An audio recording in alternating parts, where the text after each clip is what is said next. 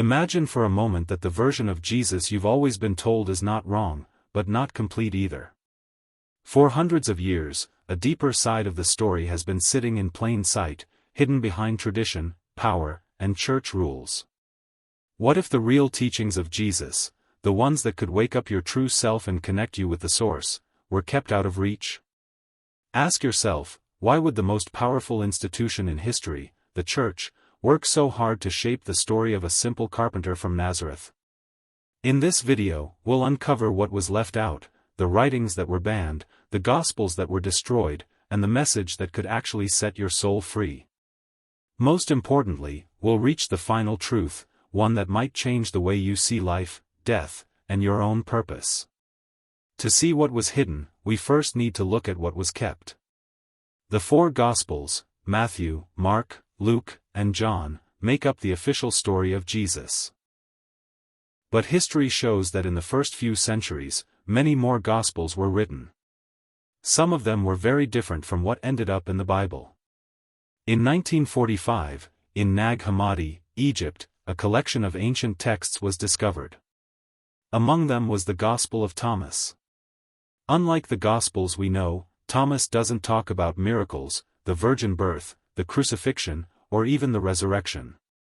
Instead, it shows Jesus as a teacher of wisdom, speaking in short, mysterious sayings meant for deep reflection, not blind faith.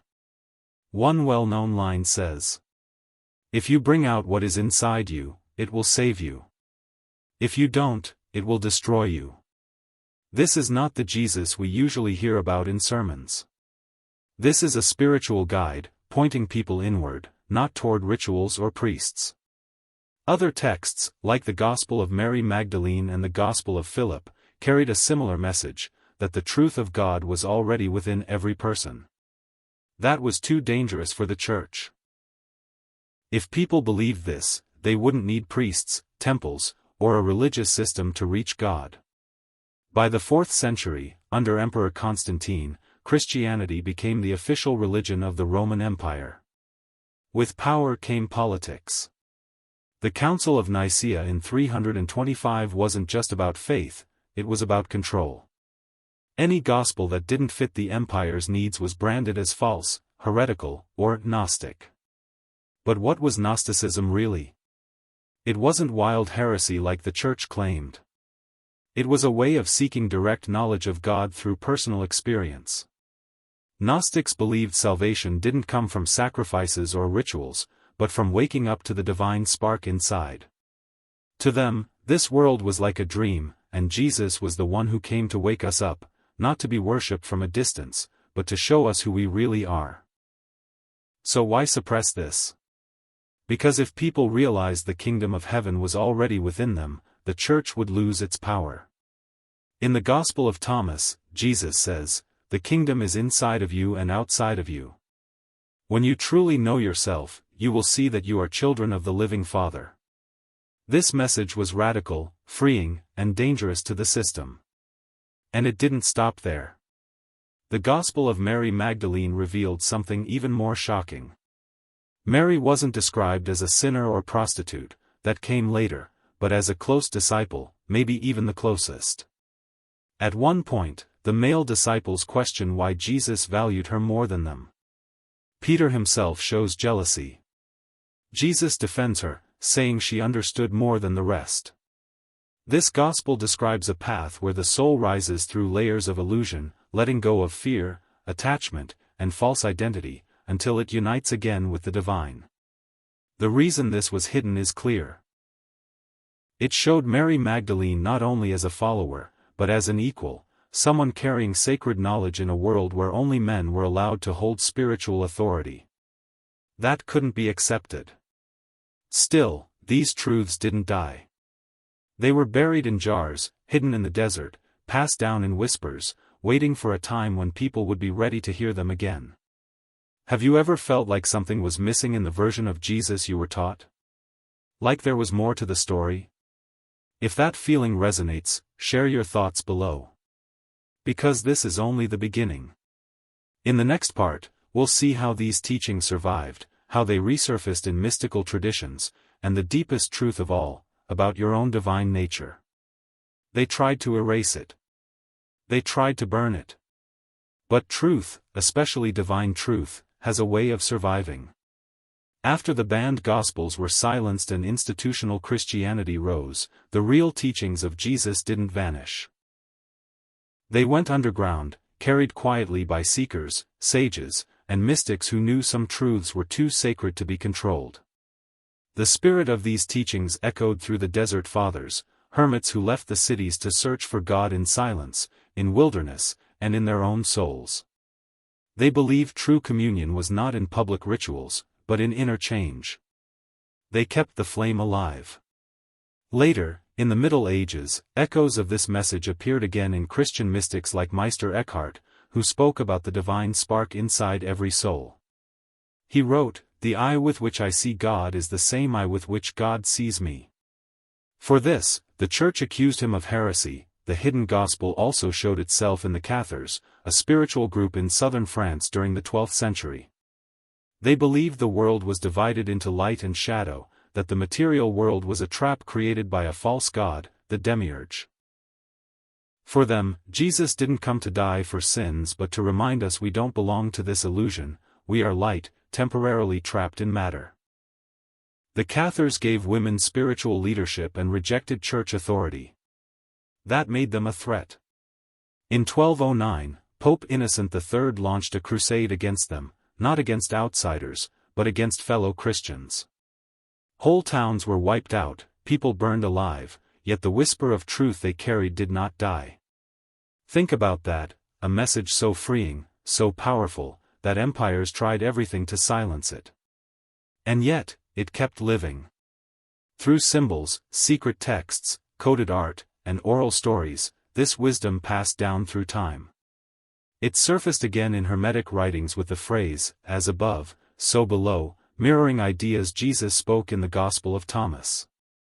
It lived in the alchemists of the Renaissance, where turning lead into gold was a symbol for inner transformation, the awakening of divine essence within. Even in modern times, Carl Jung, the founder of depth psychology, studied these texts. He saw them as keeping alive truths about the human soul that the Church ignored. Jung even said, the Gnostics were the first depth psychologists.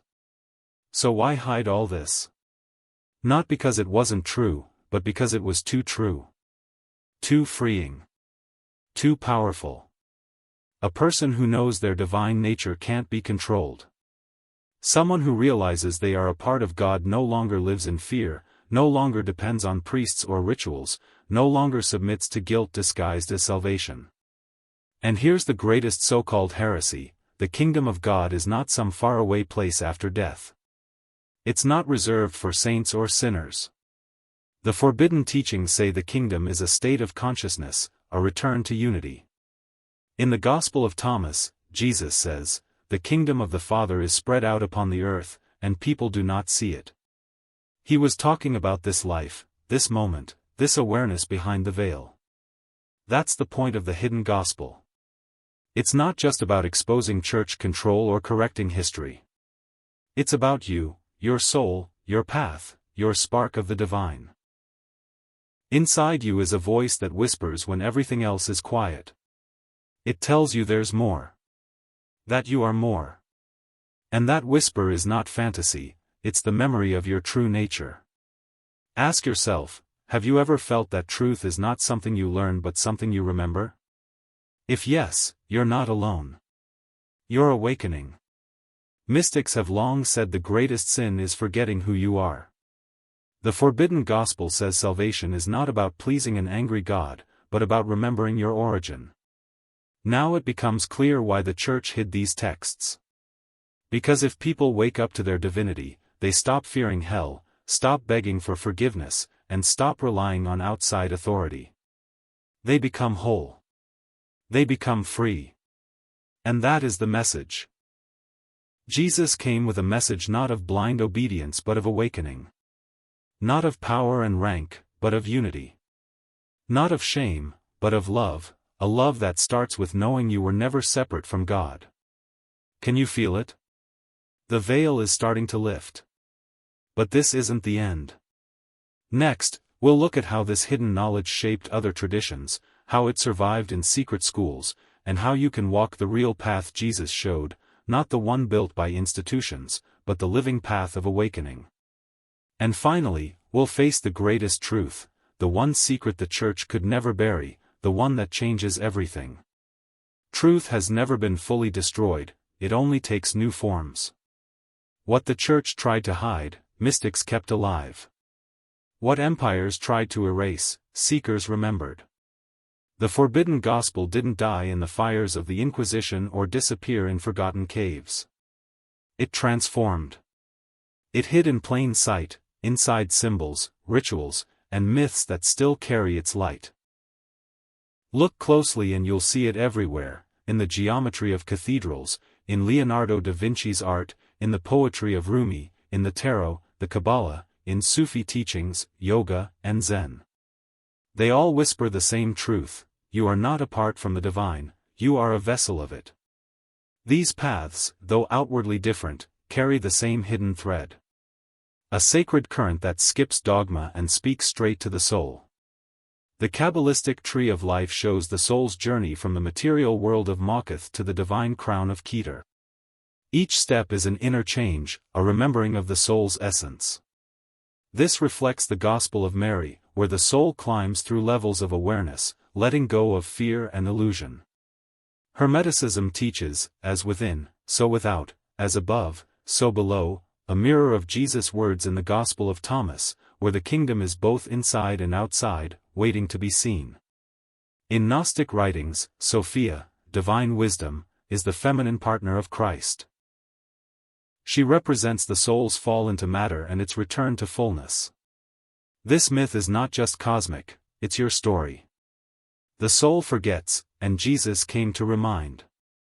The Church suppressed this because it placed you at the center, not as a sinner begging for forgiveness, but as a divine spark remembering who you are.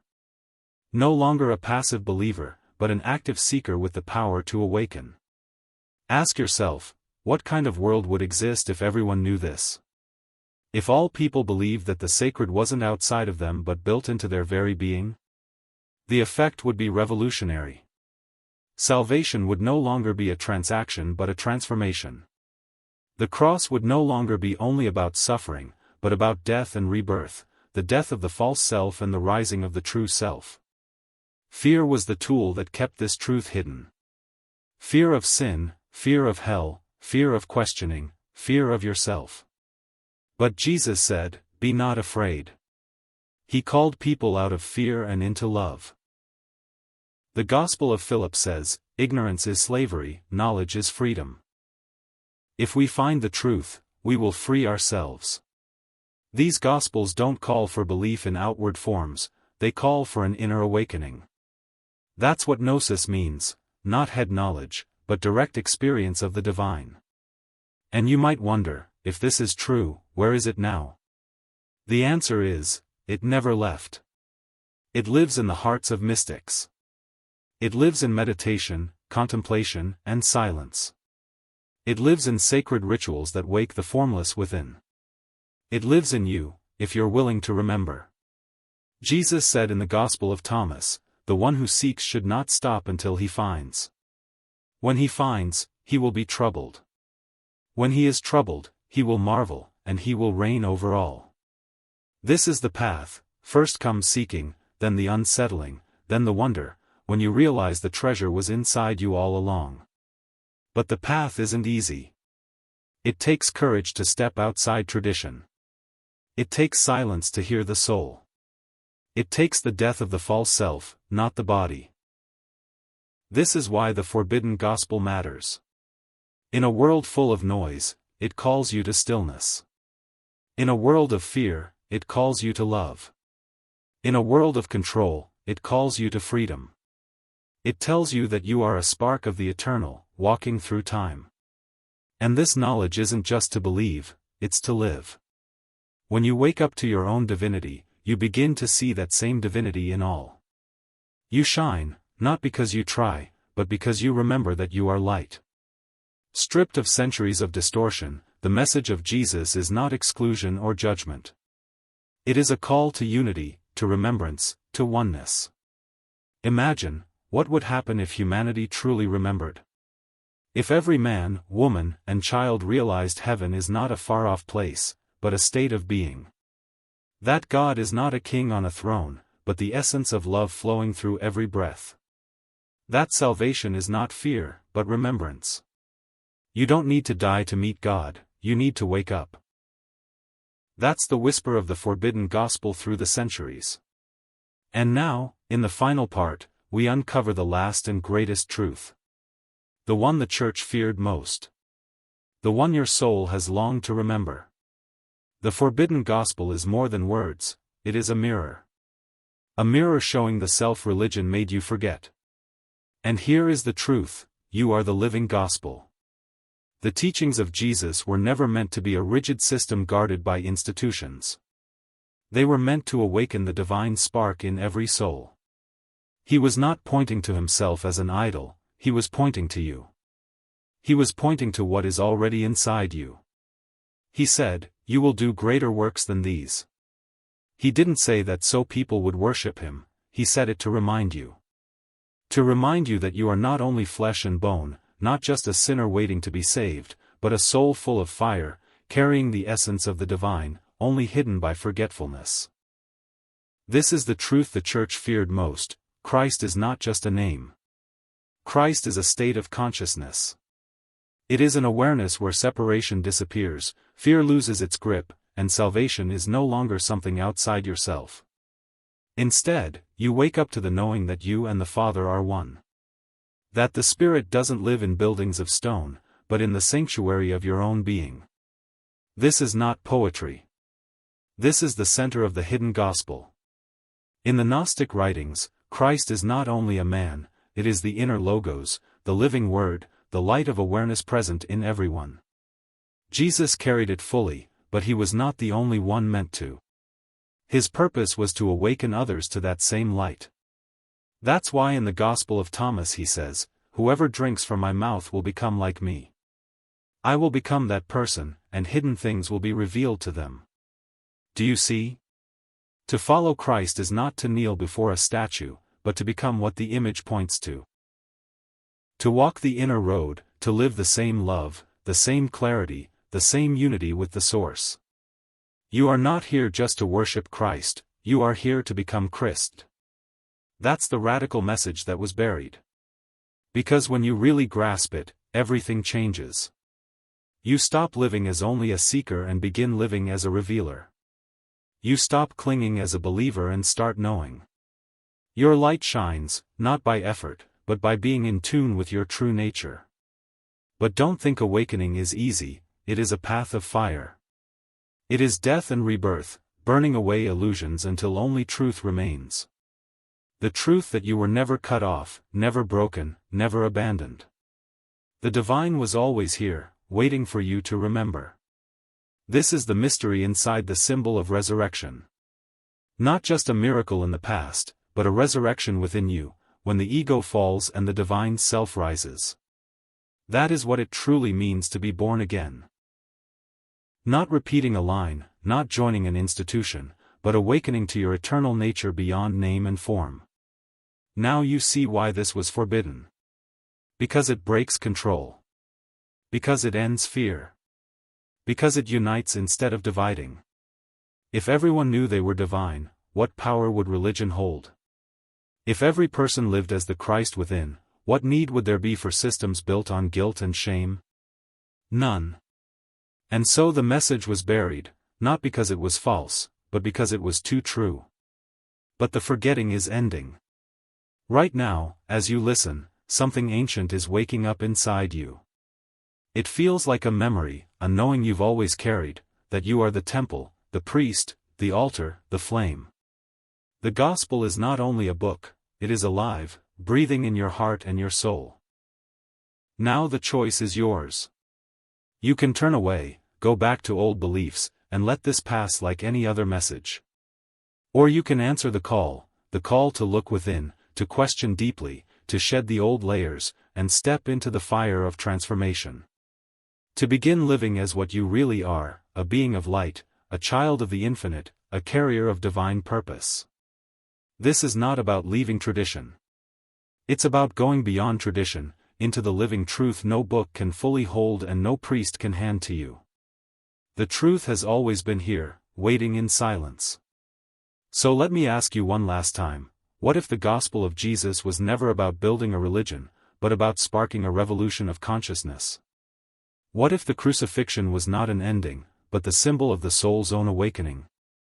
And what if the second coming is not a man arriving on clouds, but the Christ rising inside of you? The church may have hidden the gospel, but it could never destroy it. Because the forbidden gospel was never theirs. It has always been yours. And now, you remember. If this message touched you, share it. Help others remember too. Leave your thoughts below, and let's create a community of awakened souls.